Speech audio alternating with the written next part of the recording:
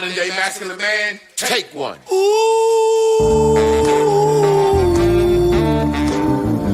What makes a modern day masculine man? When you drink your liquor straight, a modern day masculine man. I pay all the bills and I tells my woman the truth.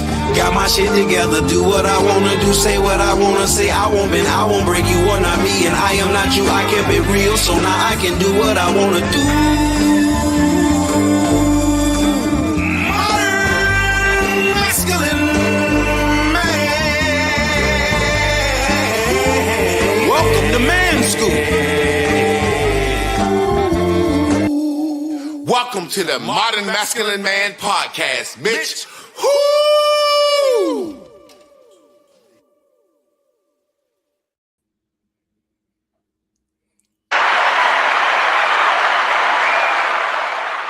Yo. Welcome into the house. Welcome into this place.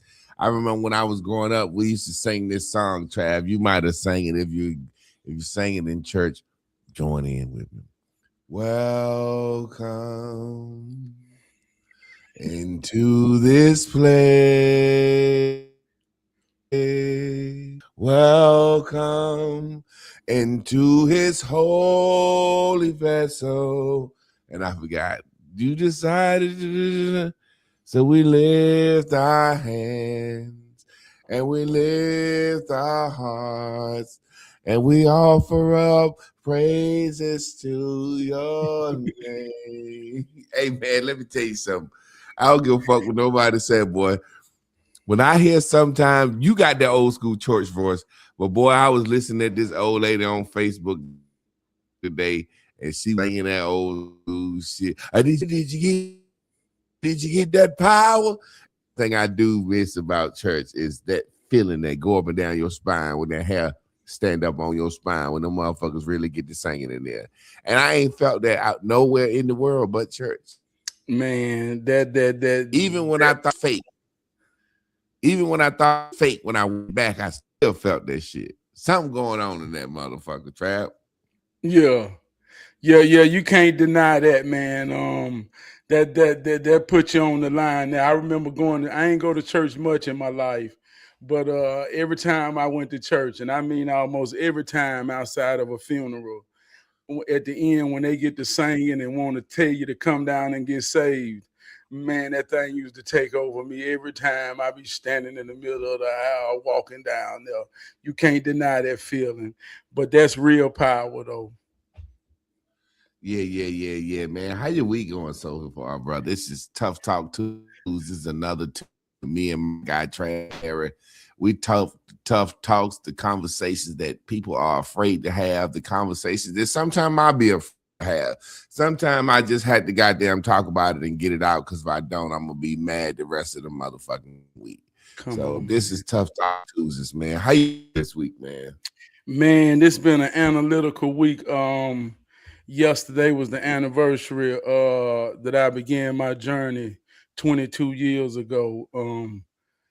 So, man, every time I get to this anniversary, I always say that pain plus purpose equals power. So, like you say, 22 years ago, me and my wife, we had a stillborn son and we planted a seed.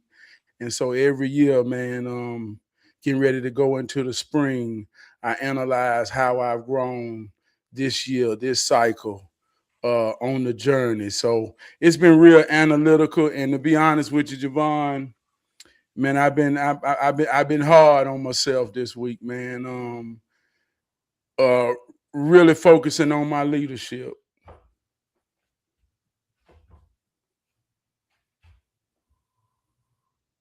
I didn't hear that last part, Trav. You say you really been focusing on what? My leadership, just me as a leader. Okay. I saw your song on. I know you was doing some AI songs, but then when I listened to this, I said, "Damn, this sound like about when he lost his little man." You know what I'm saying? Like this sound like a real song. You said that's the real song you made back in the day. Yeah. And to be honest, man, I'm glad you asked that. I've been doing music for 22 years. And in 22 years, that song, that's the only thing I ever wrote in my whole life for doing music is that verse for my son. And I planted that with him. And I ain't never put a pen in the paper ever again since I've been doing music. So that song means something to me, man. Like I say, powerful, powerful week for me. That's what's up, man. You know me, just since we talking about it, man, I'll be honest with you. I I try not to look at death days and birthdays a lot. You know what I'm saying? Because you only got one birthday. You know what I'm saying? But the point being, I remember when my mom first passed, the next year of her passing, death anniversary, my sisters was like, let's do some balloons and some doves and shit. And I was like, I don't want to do that. And it was, Yeah. my family got a cemetery, so everybody buried in the cemetery. So it's like, let's do some balloons and some doves. And I was like, I don't necessarily want to do that. And they was like, well, why you don't want to do that? We want all her kids to be here and do that. I said, well, we ain't did that for nobody else up there. We Mm. do that for grandma and grandpa. You know what I'm saying? We ain't do that we ain't do that. So we gonna esteem her above everybody up there. And then it was like, then it turned into, well, we gonna clean off everybody's grave, and you know what I'm saying? We're gonna decorate everybody's grave, and it just turned into like I felt like it was a weird memorial to the dead. You know what I'm saying? Yeah. It Yeah. just put me in a weird place. You know what I'm saying? Yeah. Uh, I literally can hear my mom in my head. I've had some conversations. Well, I'll get into it, and we'll see what you think about ghosts and stuff and spirits in a little bit, because I guess we just freestyling. But I lost a son before, a Yeah. stillborn son, and I named him Jasper. And for some reason, that name Jasper was just like, it popped into my head. It was like, well, what you want to name him? I was like, Jasper. You know what I'm saying? And yeah, my ex-wife, man, I watched the baby push out a stillborn and thought, I swear to God, like I looked in the mirror, man, like looked just like me. And yeah, man, but yeah, I that was a traumatic experience for me. I actually passed out, dog. Yeah. Yeah. Passed out. Like, when they say you, when they say you there for your wife through something, you know Yeah. what I'm saying? I was there holding her hands, and you know what I'm saying?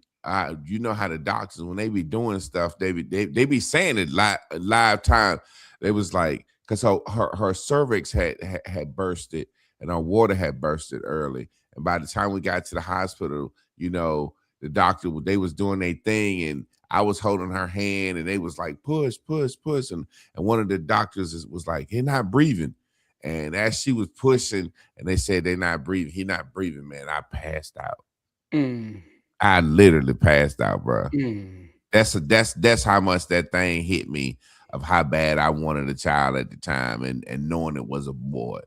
Yeah. That thing hit me, boy. I had all types of thoughts in my head.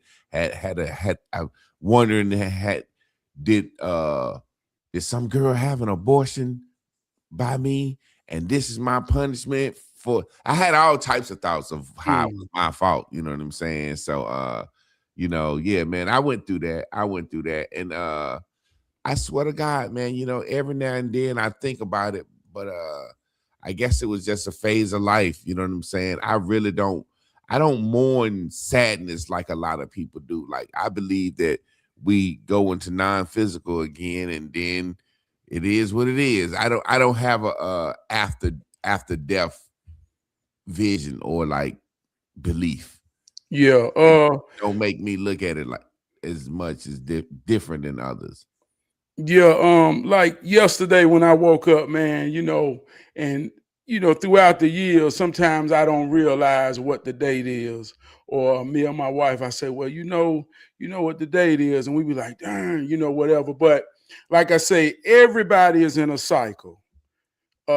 we just like nature. We always in a cycle. And sometime in the cycle, man, we got things working in the subconscious. Kind of like if you got a device and you on Facebook, but in the background you can swipe and realize you got a whole lot of things open. And sometimes our impact in certain points of our life be really working in the subconscious and you don't think about it, but it really, like I always say, the soul can't keep no secret that behavior won't reveal. And the soul will understand certain things that impacted you. So just like I say, for me, before I even realize what the date is, we still in the winter season.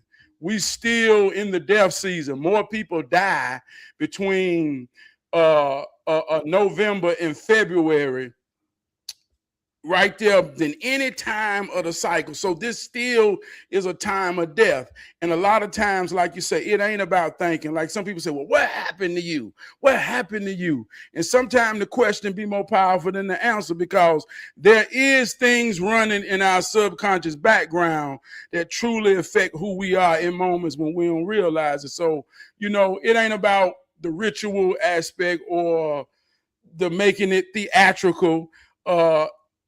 It's just about recognizing how it works in your soul. And sometimes trying to block it or trying to forget it does more harm than anything, because like I say, pain plus purpose makes power. And the things that we consider pain or we consider negative, man, those were necessary to ground us in a way, in a humbling way, in a humility type of way. It's necessary. So sometimes you got to revisit them to stay strong and be powerful. And I remember you telling this story before. You said that sharing that moment with your wife kind of like sold y'all souls together. Yeah. You know what I'm saying? So everything happened for a reason. What do you think about spirits, man? Just out of curiosity. I can lie to you and make it sound fly to you. We romanticize things, but it simply means breathing. Breathing come in two parts: inhale, exhale. Anything you take in from the actual air, from inspiration. Matter of fact, the ABC store in North Carolina is called ABC Spirits. Anything you ingest and get under the influence, it comes out in your expression. So spirits is just anything that changes your expression. We can make that deep, or we can keep it simple. But I know that's real in an inhale exhale type of way. What about ghosts then? What you think about ghosts? Like I say, I think it's the same thing. I think it's all the same thing. It all comes up the same truth of the trunk. And you can swing on different branches and hang on it with semantics and different words to make it seem deeper or not deeper. But at the end of the day, if my grandmother influence is on me, or my grandparents' influence is on me, then I'll see reminders everywhere around to know where the reference of truth come from. And we could consider that ghosts, we can consider that spirits, we could consider that them still living in the moment, because they coming out of your expression. Kind of like when we see the exorcism, when it take over and that's just what's in you coming out. It ain't deep. Don't make it deep. Just know we all do it. Jesus said the spirit is like the wind. You can see the effects of the wind, but you can't see the wind. You know what I'm saying? And that's kind of like what you were saying about you will always see remnants of your grandparents and things around that, but you won't see them again. You know what I'm saying? So it's dope how that's broken down.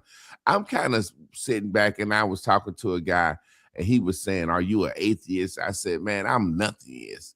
And he was like, "I couldn't be an atheist, da da da da da."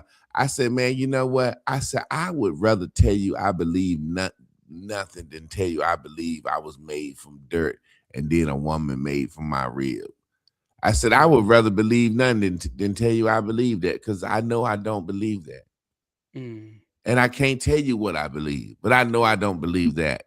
Yeah, You know what I'm saying? Like, people ask me what you believe. I be like, I can't tell you what I believe, but I don't believe that. I don't believe that, brother. I can be, if before I believe that, I say I came out the fucking Cabbage Patch. yeah. That's how I tell my daughter, well, you want no slave. We came out the Cabbage Patch. Yeah. But let's get a little bit more current, man. I don't know why that hit me. You know what I'm saying? I was thinking about that. And then when you said that situation, you know what I'm saying? I think I had that sage had just kicked in, you know, spiritual house sage. Nah, that's real. Hey, look, like I say, when you ain't got no script and you coming off the hip, you know, that's part of the spirit. We Yeah, let it yeah, flow, yeah. we let it go, man. This one saying I want to say this. When you good in your soul, don't never be afraid of the wind. Cause good people always land in soft places for real. Mm-hmm. Mm-hmm. Yeah, that may I just had an image of that little thing that we used to chase when we was kids. And if you catch it, you get the hold in your hand and blow a wish on it. Come Them on. little things that would fly. You said the good souls land soft. You know what I'm saying? Yeah.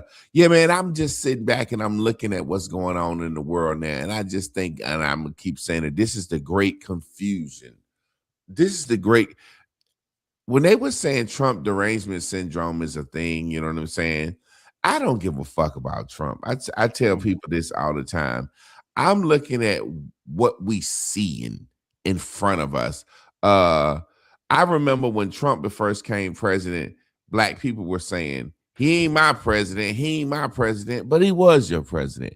White people didn't say, Obama not my president, Obama not my president. You see what I'm saying? So Yeah. I'm not saying I love Trump. This is what I'm saying. I'm talking about the delusion of the world. Say, for example, you remember when OJ was on trial? I thought OJ was guilty. Yeah. Did you think OJ was guilty? Uh I ain't gonna say I thought he was guilty. I ain't gonna say I did. I I thought didn't know. I thought he was I was hoping he wasn't guilty. okay. There we go. Now let's get into what I'm saying. This is the juxtaposition I'm talking about. I thought OJ was guilty, but I was hoping he won't guilty. But they had so much shit on OJ, I was scared that OJ was gonna get convicted. But I thought that bitch was guilty. When OJ got off, man, I was crying in school. I remember my senior year, we ran out into the hall. The white kids was on one side of the school crying. The black kids was goddamn celebrating. You know what I'm saying? And it was a situation where, as a black person, I was like, a nigga finally got away with killing a white person. I just felt like OJ got away. You see what I'm saying? It was kind of like when Rodney King got his ass beat and them cops got off. The white people was happy and the black people was sad. Now the point being is this: white people felt a certain way when OJ was found innocent because they thought he was guilty. And black people felt a certain way. In the very same way, when Barack Obama won the presidency, I went to work and white people were quiet and somber, and black people was walking with a motherfucking pep in our step. And they just had to live with it. Yeah. You see what I'm saying? Now, we living in a world right now where the Clintons are being deposed by Congress. They're going through real live depositions about the Epstein trial. Even Bill Clinton has said out of his mouth, Donald Trump ain't had nothing to do with Epstein. And people are still saying Donald Trump, Epstein, and ignoring the fact that the Clintons are actually being deposed. So my thing is this: what's so hard about maybe if Donald Trump, even if he is guilty, the government ain't fucking with him. Come on. Maybe he's Teflon Don. Maybe his name trumps all names. We know that's not it. I don't think that's it. But what's so hard about for this time right here for black people to say it might be a white guy getting off? What is it about Donald Trump? What is it about this situation where Donald Trump is kissing Israel's ass and all the presidents have kissed Israel's ass? What is it about Donald Trump that's got us so fucking crazy and got the world so crazy? Too much of anything is bad for the soul. Gotta maintain balance to maintain control. Barack Obama represented a polarity. He gave black people hope. That hope was strong in American history. Like you say, white people had to bear that for 8 years. Sad. Here comes the balance. Trump is the balance. The game don't change. The players do. Joe Biden, and let me tell y'all something. In 50 years, Joe Biden's name won't exist in any of this. He's not even. Yeah. All of this, yeah. Joe Biden don't exist. It will be Trump and Obama, the two polarities that changed America forever. But here's how you know the game. The game don't change, the players do. Just like you brought up OJ. They wanted OJ. That was balance. That was a real play. And here's how you know it was a play. Because OJ was innocent and nobody really gave a fuck about who killed her. They didn't care anymore. They didn't further to get justice. Nobody really gives a fuck about an Epstein file. I saw a real life pedophile on Facebook. I know him. I know he fucked young girls. Tell me why they won't release the Epstein files. We just saying any goddamn rhetoric to be saying shit because we programmed to say it. And But don't nobody care about. Man, don't nobody care about no goddamn children. They don't care. They just care about playing the game, wanting Trump to be somewhat in their mind to justify what they've been subjectively programmed to think and feel. And it ain't deep. That's just simply how it is. I'm sitting back and I'm watching, and I have to compare it to a woman because there's been times in my relationship where I had infallible proof for something, and I said, "Baby, you sure you want to paint that in the bedroom in the closet?" You know what I'm saying? Oh, I'm just painting this little mirror thing. It's gonna be okay. I said, I could take that outside. Oh, I can do it right here. I want to do it. It's chilly outside. I said, okay. 2 days later, it's paint on the carpet and on some of my jackets. Baby, you got paint on my stuff. No, I didn't. I said, baby, you was just painting in here. No, that wasn't me. And it was just a situation where I looked at my wife and I just laughed. I was just like, wow. It's irrefutable evidence right here. Yeah. And why does it hurt you so bad to just admit you wrong right here? With the evidence.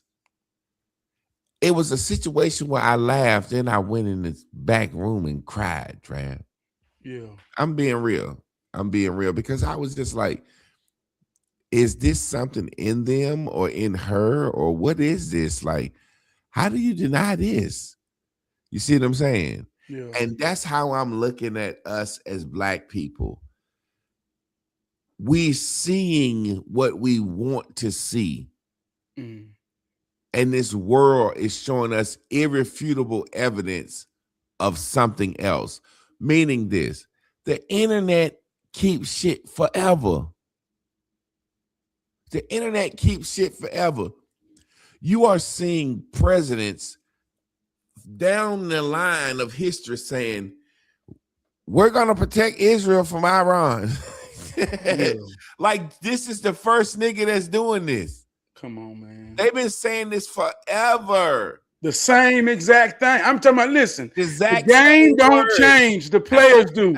They saying the exact same thing. Everything Trump said in the State of the Union, Barack, Biden, Hillary, Clinton, Bush, they said the exact same thing, the exact I'm so same glad you can way. see it, this man. ain't no cap. I'm so glad you can see it, Trav. Trav, so what am I saying? What I'm saying is, why can me and you clearly see this? And this is where I get mad when they talk about the 5%ers and the 85. Me and you ain't that fucking smart. We can clearly see it because it's in fucking front of us. It ain't like digging no hole, like you said, it ain't deep. They're saying the exact same fucking thing. I posted video footage today, right? People don't understand that politics, that's what it is. People don't understand that when Hillary Clinton was running against Barack Obama, she said, Donald Trump. The point I'm making is I posted video of her saying, we have to peacefully negotiate with Iran. That's the best way to solve their policy. And then the very next year with a shorter haircut saying, we will bomb Iran and obliterate the entire nation with a force they've never seen before. And it's like you're seeing politicians say shit based on who they running against. And at the time, the internet does not disappear. Yeah. Listen, man, for 4 years, I told you Biden won't exist 20 years from now. But for 4 years, these same political fanatics of Trump had no interest in politics for 4 years. They didn't talk. We talked religion. They didn't talk politics. It was Obama, Trump, bing, bing, bing, bing, bing, bing, Biden, we ain't interested. Trump, bing, bing, bing, bing, bing, bing, bing. Hey, look, man, I don't know how to explain it neither. But let me ask you a question. And I really want you to break this down in a master teacher type of way, because this is what it boils down to. What is the difference between objective and subjective? Objective is what's evidence, what can be proven, what you can see. Subjective is what you think about some shit. Subjective is what you think about some shit based on the situation. You're looking at the subject and not looking at the object. So I'm an objective thinker. My mind might change depending on the object, but you're gonna focus on the same subject. I think subjective thinking is a weakness. Come on. Let me give an example in a levels of leadership type of way. In management, right? I went to a meeting and it was all managers in a corporate type meeting, and we had an objective meeting about where we was going in the industry. And I had to leave my feelings at the door. And in that meeting, objectively, they said that changes must happen. Cuts must be made. There's things in jeopardy. I understood clearly what was being said. But when I walked out that door, I knew I had a responsibility as a leader. I got to deliver these changes to those that looked for me in leadership. Now, I subjectively got down. People was going to get laid off. So people was going to have to switch shifts. And these were life-changing changes that people didn't see coming. And I knew it could almost rock their foundation. But I had to be the deliverer of this news, which was necessary for us to maintain business. Man, subjectively, I was fucked up. But objectively, I knew what I had to do. Yeah. And this is about leadership. Like I say, everybody saying the same thing. Well, objectively, as a husband and a father who runs this house, there are certain times that I got to put my feelings aside. And even if I got to stand on something, it may cause a conflict. It may cause a disruption. But goddamn, in the bigger picture, I got to rock the boat.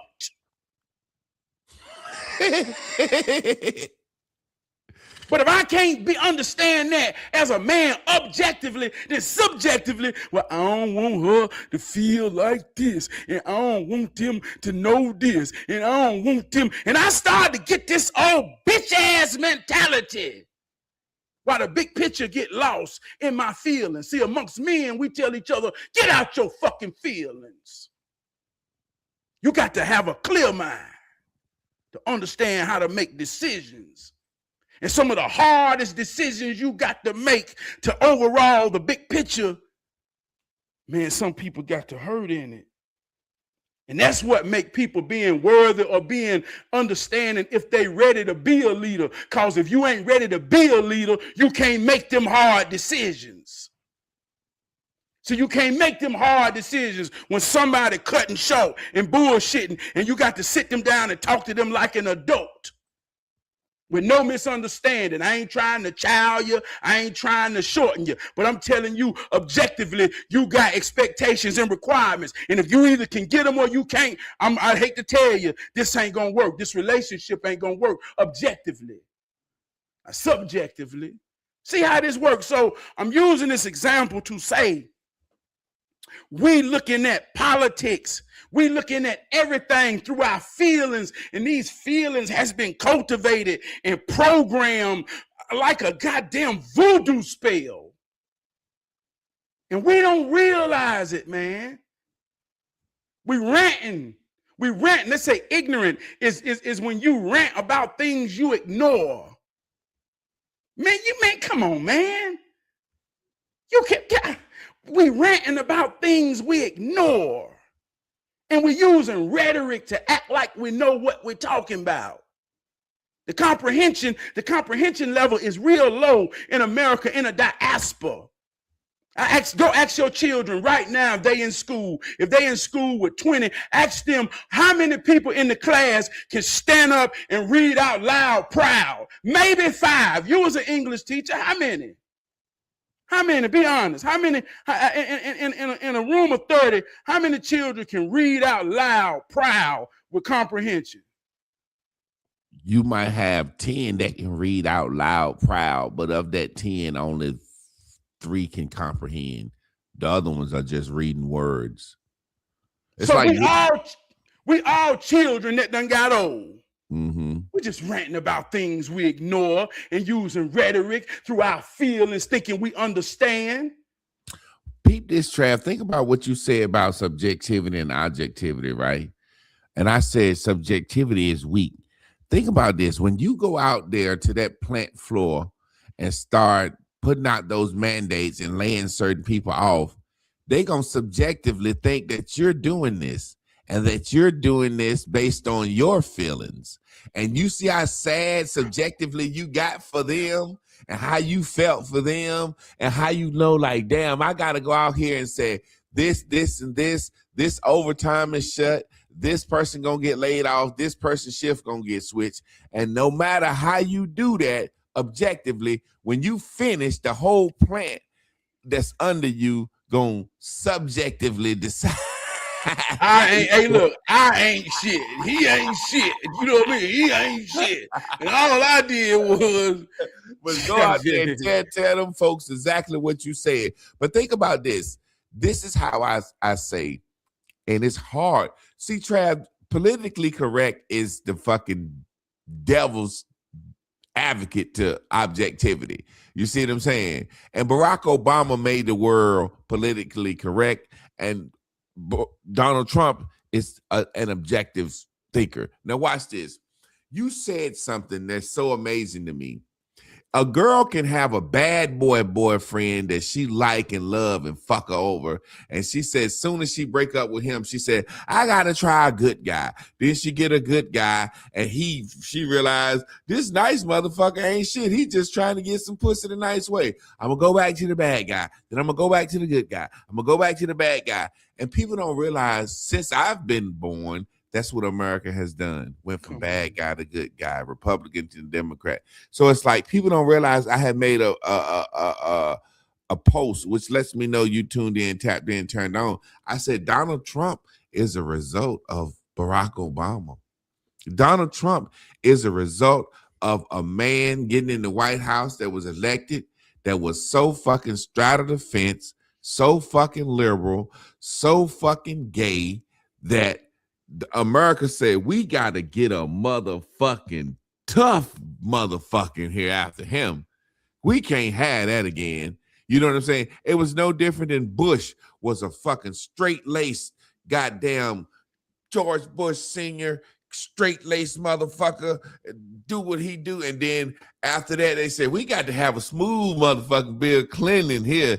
Goddamn. Then we had 8 years of smooth black Bill. Then they said, we need a goddamn tough George Bush Jr. type motherfucker because we had 4 years, 8 years of some bullshit here and there getting his dick sucked and shit.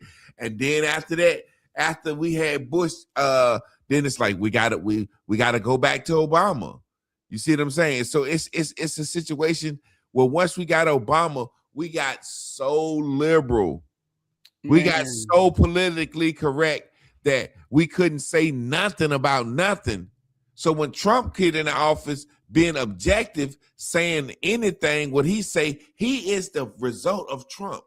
Our next president after Trump, if it continues the cycle, which I think the cycle is being broken now, because what we're starting to realize that one party will fucking just all out lie. I'd rather be ignored than lied to. The Republican Party will ignore black folks. They will ignore Latinos. They will ignore immigrants. The Democrats will lie to those people I just said. And I think the world is starting to see these motherfuckers just lying. They lying. They're accusing Trump of doing everything that everybody else did. Like you just said, you can't cut it no clearer.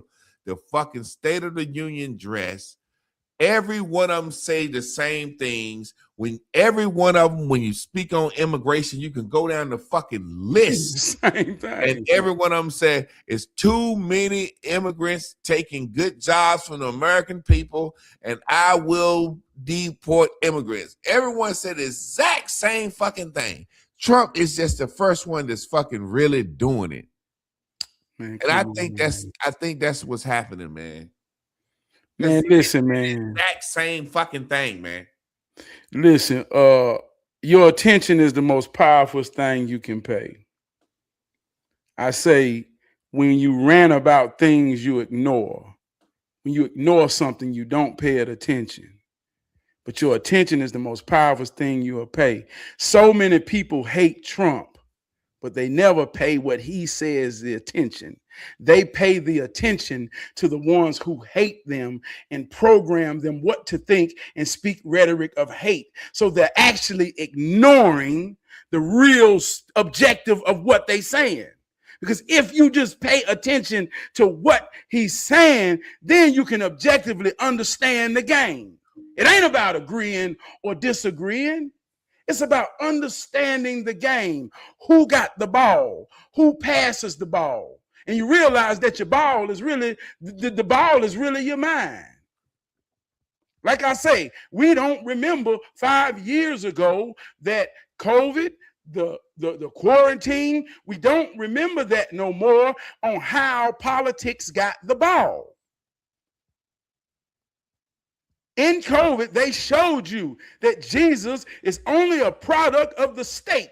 Church is a product of the state. The government shut church down and put everybody's faith on the clothesline to dry out. We are the ones that you need to trust to make it through this.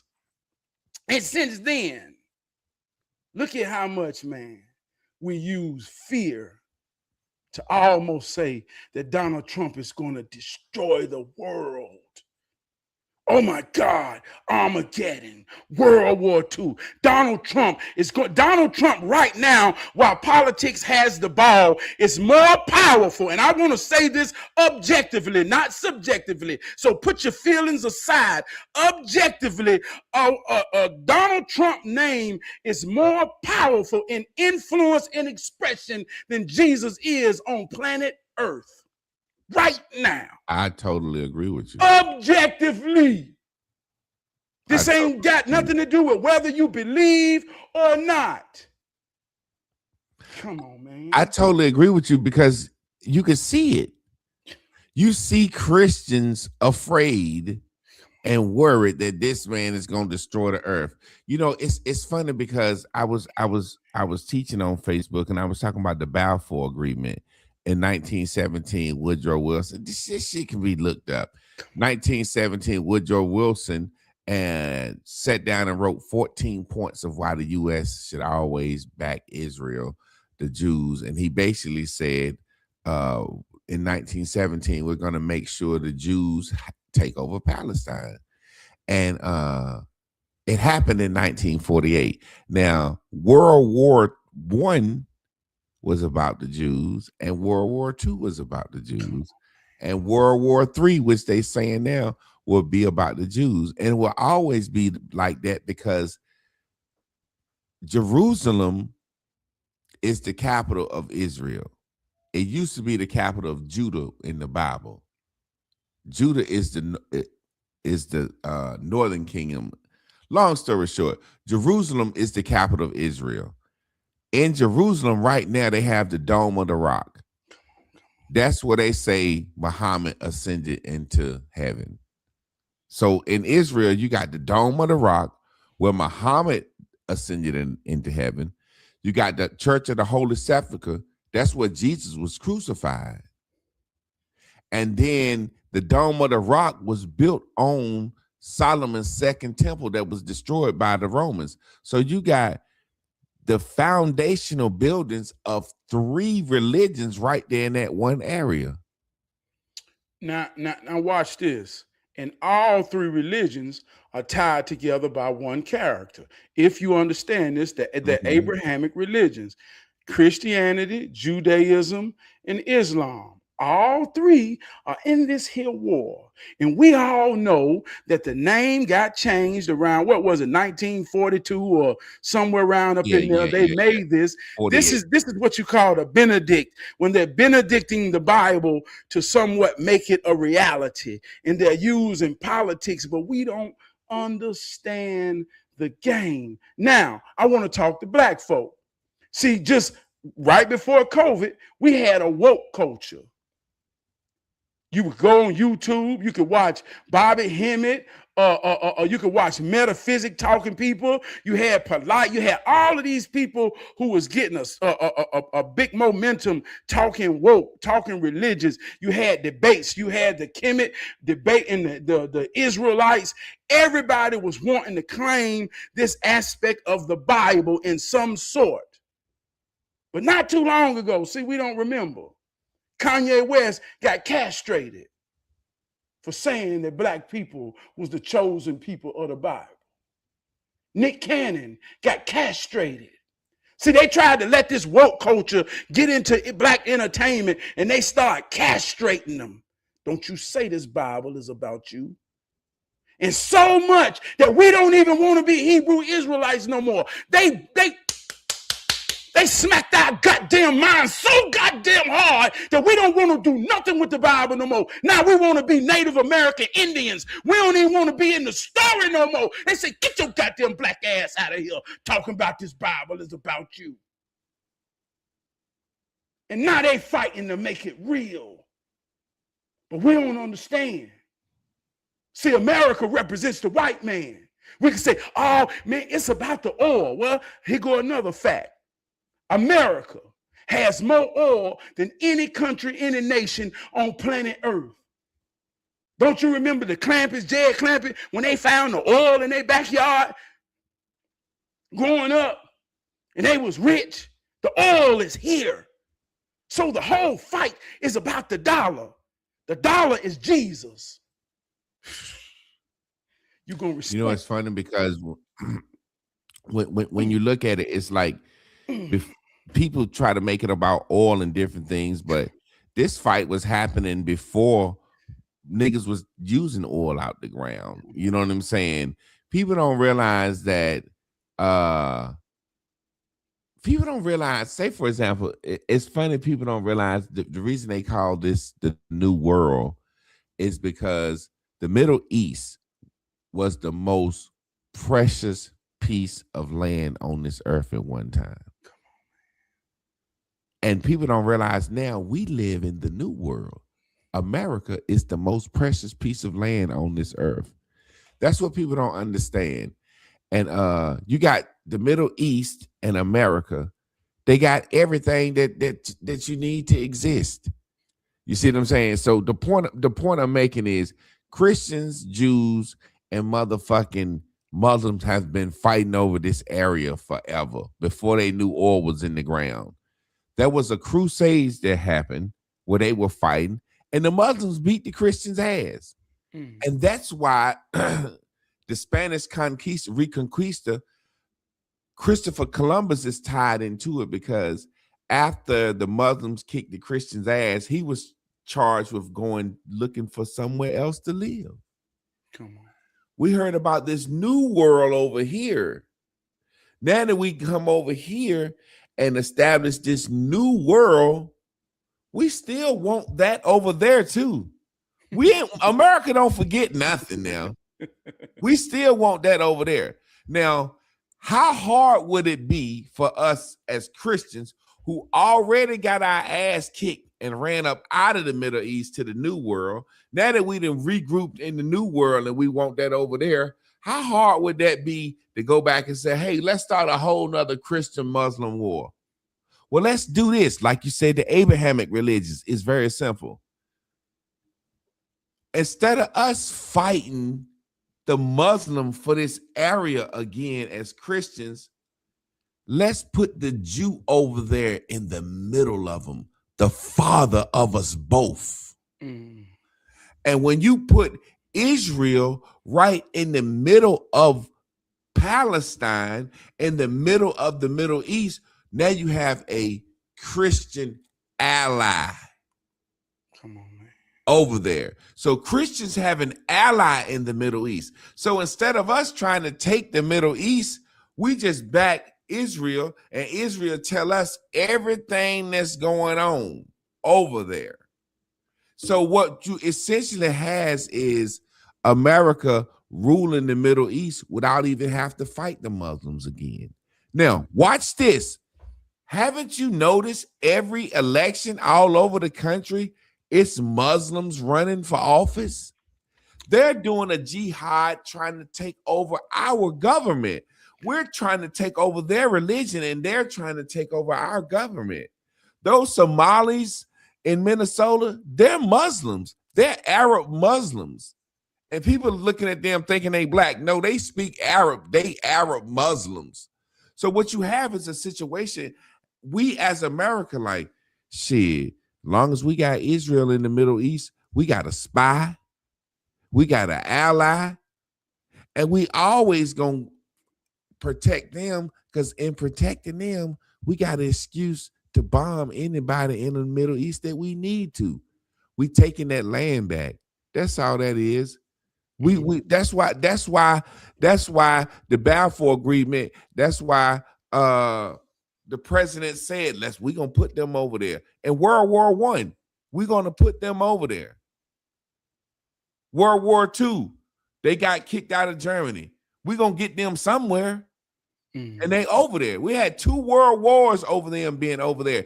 This is about the United States taking the Middle East back, man. This ain't about nothing else but that. This 3rd World War, Israel. That's why you see every president say, we're gonna support Israel. Bill Clinton, we're gonna support Israel. Israel's an ally. Barack Obama, we're gonna support Israel. Everybody say we're gonna support Israel. What do you do when you become president? Why every president is over there at the wall with the hat on, fucking lean down, every last one of them. We have to say we're going to support Israel, because that's how we take that piece of land back. It's the Holy Land. Man, let me finish this last statement. If we don't agree that's the Holy Land, we don't have a right to be over there. Just let them fight over it. We calling it our Holy Land too, though. We ain't even over there. Hey, look. I want to ask you to break this down. Break down the covenant between the two brothers that made Islam and Christianity, about the scripture where it talk about it being an allegory. But break down that covenant and how the two brothers went their separate ways. I'm just throwing it out there. Break that down for me. Abraham was married to a woman named Sarah, and God had promised him that he was going to have a child and his seed was going to be innumerable all over the earth. And Abraham hadn't had no kids yet. And Abraham, angel came to Abraham and was like, yo, you're going to have a son. He's going to come out of your loins. And Sarah heard the angel and laughed. She like, shit. And when Abraham told her that, she was like, shit, we old. We ain't had no kids yet. We ain't going to have no kids. Go into in there and fuck Hagar, who is my handmaiden, and have a kid with her. And Abraham, instead of listening to the angel of God, decided he was gonna go in there and hit that pussy. And he had a son by Hagar named Ishmael. And he was happy, and Sarah was happy, like thinking he got an offspring. But then God was like, no, no, no, no. You fucked up. I told you was gonna have a son of your own out of your own balls. And then God was like, just believe me. And then he had sex with his wife, Sarah, and she had Isaac. You know what I'm saying? And basically God told Abraham, because you fucked your handmaiden and had Ishmael, I'm gonna goddamn test you. You know what I'm saying? But in the meantime, when Isaac was born, that's when Sarah was like jealous before Isaac was born, you know, fucking with Hagar, your son, you know, jealous. And then when she had Isaac, she was like, fuck your son. And so she was just like fucking with Hagar so much. And she went to Abraham and was like, fuck that bitch. Now that we got our own son, send that motherfucker out in the desert. And Abraham, like a little bitch, sent his son Ishmael out into the desert. You know what I'm saying? And God told him, you know, you got to sacrifice Isaac because you ain't believe me for him. And he went up to sacrifice him, and God ended up sending a ram in the bush, and he sacrificed that ram. So that's the story of the Jew and the Muslim coming from the same man's nuts. That's okay. Why Abraham is the father of both of them. Okay, so I asked you that for a reason, and I'm gonna break it down into politics. So Abraham represents the family. He represents the lineage, grandmama and granddad and them. The one son represents Islam, the other son represents Christianity. This is why Muslims and Christians are always fighting, because they represent polarity, and they saying we inherit the true family, and they saying, nah, man, you ain't goddamn grandma, you ain't granddaddy favorite offspring, we is over here. So America represents Jesus. That's Christianity. The Jews represents grandmama and them. Think about it in the way it's living now. Grandma and them dead. Aunts and uncles want to act like who got the right to what grandma and them stood for. Now we got siblings fighting. Every time grandma and them die, siblings start fighting like a motherfucker in real life because they want to argue about who got the rights to what grandmama and granddaddy had the most. So America represents Christianity. That's why in America, you got one Jesus with 12 disciples. That's the son going in 12 months. It's our agriculture system. This is the time Jesus was crucified and died. And Easter, when he get ready to come back. See, it's our agriculture story. America, the new world, the New Testament. So they going over there to granddad in them land, where the Jews at. And they telling Muslim them, look, we'll blow your ass up. Keep fucking with grandmama and them. We done told you they left this shit to us. And so we don't realize that it's all connected. It's all the same game. In America, it's the smartest, richest, she really grandma baby. She both powerful and all of them know it. All of them know it. And this ain't got nothing to do with our black ass. This is a fairy tale that's being made true on real blood. And we don't see the game. We don't see the game. We in the game, getting played like the goddamn ball of the game. Let me tell y'all something about America, talking to black people. Use your phone and be smart. Look up population. Man, we about 13 and 12%. Man, the Hispanics got us in America by 10%. They're kicking 30 and 40 in the ass. White folk, 60 and 70. Asians, they up under us still. But the Mexicans, they done came here and they done took our game. We don't die, we multiply. We ain't multiplying no more. They multiplying. They multiplying like a motherfucker. Use your phone. Look at the game. We ain't playing the game, y'all. The game, they putting us out the game because we don't understand. The Mexicans kicking our ass like a ball. I'm going to say this right here, man, on the game. This real talk. This real talk. This ain't got nothing to do with that shit, but I want to say this. I was in Food Line the other day, and I'm in line with two dudes. They dope dealers. But they whispering. I'm sitting there listening. They say, man, the game fucked up, dog. I can't find no way nowhere. He said, man, I'm for real, man.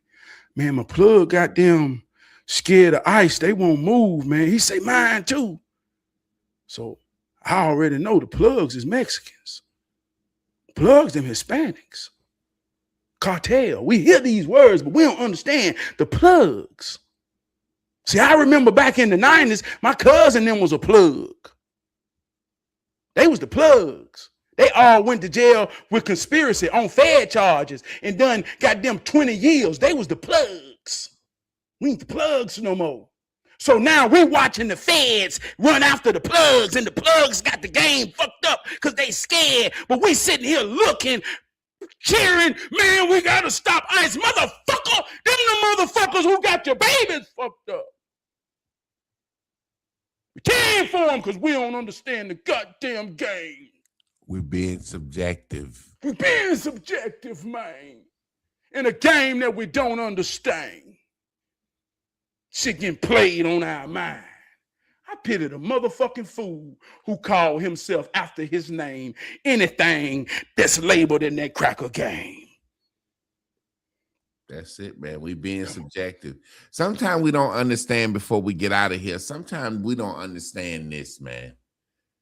Somebody gotta motherfucking be a slave, man. Somebody gotta get exploited, man.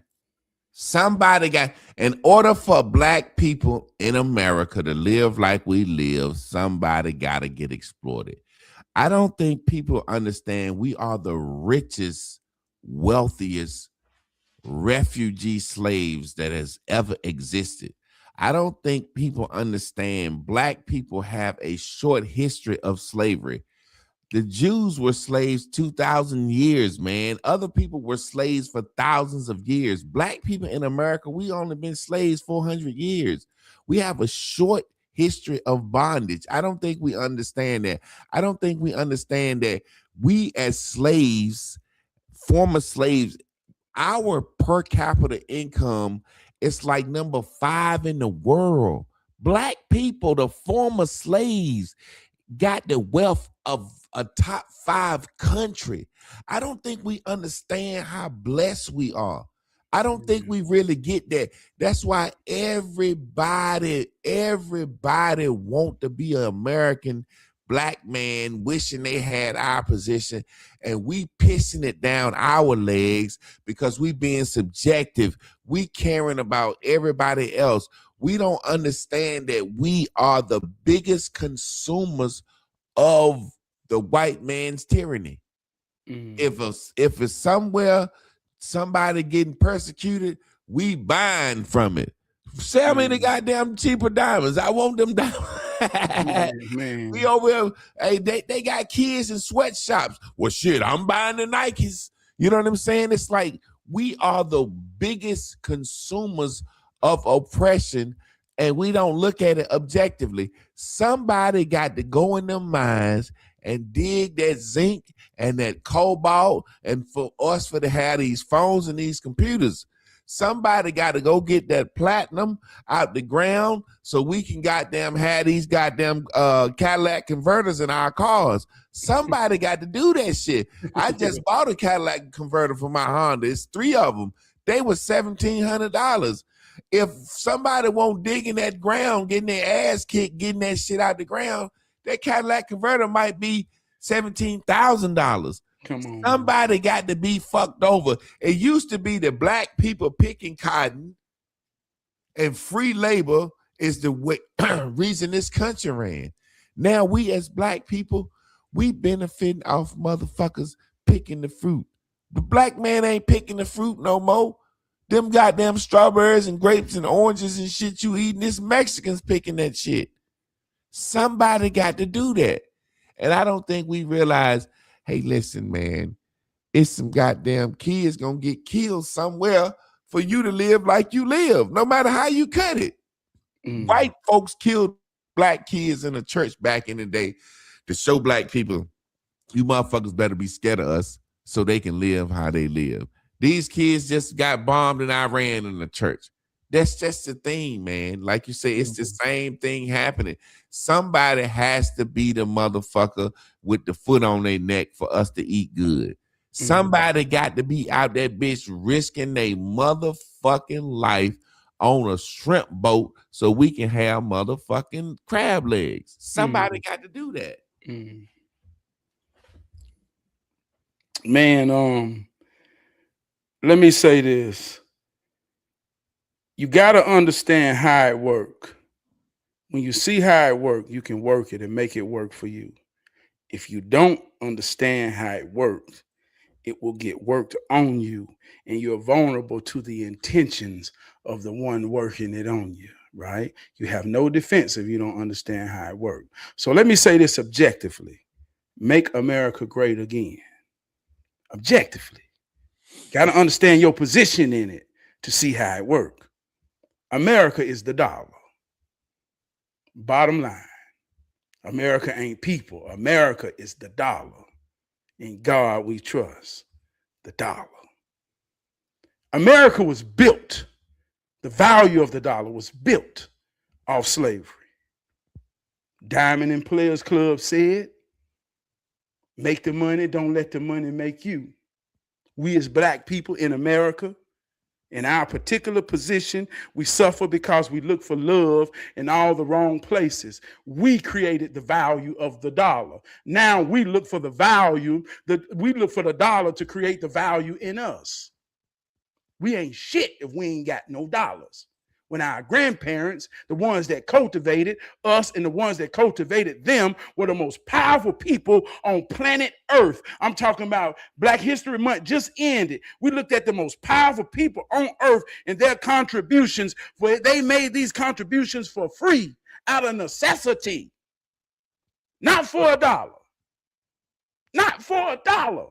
So when we lose our perspective and understand how it works, and we now serve the dollar as our God, we serve the dollar as the white man. We transform into his mind to get more dollars. We don't know who he is. We don't know our position. We don't understand how it works. It's getting worked on us by every goddamn thing. And he doing exactly what he said. He's making America great again. It always and always will be known to be great because of the strongest military on planet Earth, forced by the gun and by the Bible. And he goddamn in full rage right fucking now. And the whole world know America is fucking great again. Get out your goddamn feelings. This ain't got shit to do with how you feel as a black person. Look at how it's working. It's great. It's goddamn great, Trav. We're gonna get up out of here on that note. Man, that motherfucker will kill. Man, let me tell you something. That motherfucking Muslim, I'm real now, because this shit raw. Ain't no other way to say it. I can say it to feel good, to sound nice, but you got to feel this. That motherfucking Muslim act like he wanted beef and he was dead in 24 hours. He put his son up. He was dead in 24 hours. If you don't think that the world knows the dollar is back and great as ever, clip that. We gonna use that. Y'all stay tuned in, tapped in, turned on to me and my guy Trab Perry every Tuesday. Tomorrow, y'all stay tuned in, tapped in, turned on for me and Miss Carla Wilson for Random Raven Wednesdays. And then y'all stay tuned in, tapped in, turned on to my guy right here, Trab Perry, for Hero Training on Facebook at 9:30. Peace.